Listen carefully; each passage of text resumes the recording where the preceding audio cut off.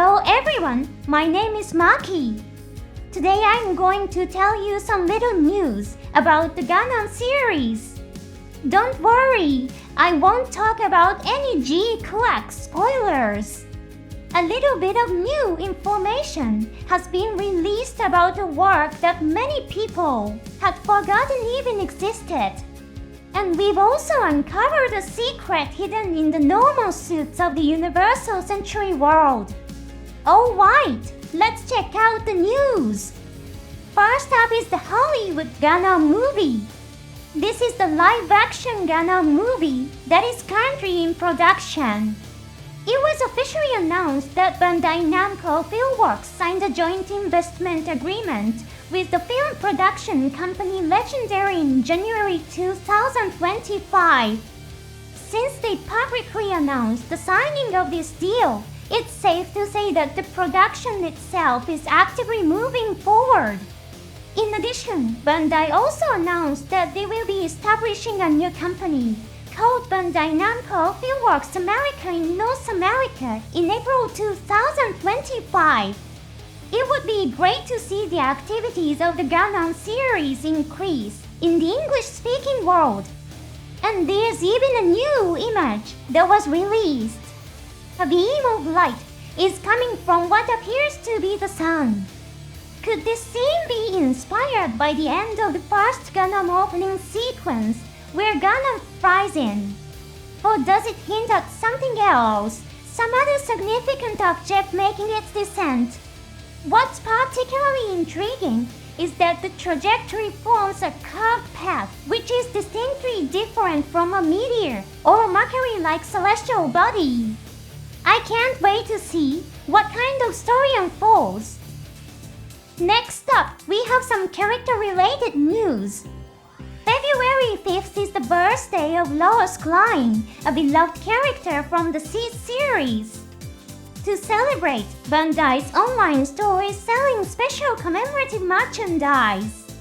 They've announced items like acrylic stands, paper clips for holding documents, pouches, and keychains. By the way, does Lois Klein's birthday remind you of anything?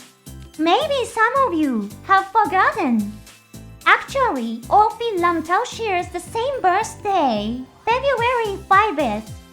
He stood in the way of Lars and Kira as the enemy of Seedfreedom. Freedom Zero, which is scheduled for release, is a story set in an era before Freedom. We may be able to see Ophi in action again. Also, fun fact, Mr. Yosuke Akimoto, the voice actor for Seagull Klein, Lo's father was also born on February 5th. And as if that weren't interesting enough, he also voiced Master Asia, one of the main antagonists in G GUNDAM. Finally, although it's already over, February 2nd was the birthday of Mr. Kazuya Tsurumaki, the director of GQuuuuuuX. Apparently, when asked about his age by his colleagues at Studio Color, he jokingly replied, "I'm 17. Considering the sheer passion that went into GQuuuuuuX, that number doesn't sound like much of a joke. It actually feels quite fitting." And to celebrate his birthday, Ms. Tokia, the character designer, has released an illustration of Almaty. Tsurumaki has described Almaty as just an ordinary high school girl. So when GQuuuuuuX is finally released, be sure to watch it with this question in mind. Is Almaty really just a normal, sensible high school girl? Finally, we have some news about normal suits in the Universal Century. Normal suit is the term used for the space suits worn by humans. The name was given to distinguish them from the mobile suits, which are large weapons. Have you ever thought of this? The normal suits in first GUNDAM have a sleek, refined design, but in later eras, they seem bulkier and almost like a step backward. It turns out that even some creators shared this impression. Mr. Daichi Banjo, the author of the Gundam spin-off manga Aggressor, recently wrote on X. I feel that the normal suits of first Gundam are the simplest and most refined in design. They have an elegant, minimalist shape. In later eras, the designs seem to have added more large components, perhaps to emphasize realism. Compared to today's real-life spacesuits, the normal suits in first Gundam actually feel more like a product of scientific advancement. In response, animator Mr. Ko Matsuo shared his insights. He is a veteran creator with ties to Mr. Yoshiyuki Tomino himself. Tomino once explained to me the reasoning behind normal suits. The one-year war caused every organization in the Earth sphere to suffer from a lack of funds and materials. As a result, from the Zeta Gundam era onward, many groups began using older, cheaper, and bulkier spacesuits.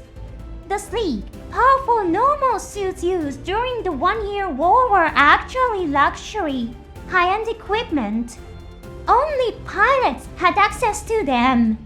Regular crew members had to make do with cheap, bulky suits instead. That's what Tomino told me.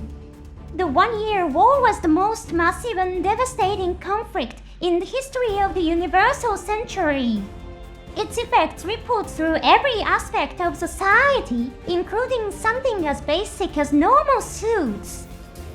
That's all for today's news. The details on normal suits were particularly fascinating. The idea that just because time advances doesn't mean technology always advances is an important one. For those who like to draw or create stories, this might have been an interesting perspective to consider. Thank you for watching to the end. See you in the next episode.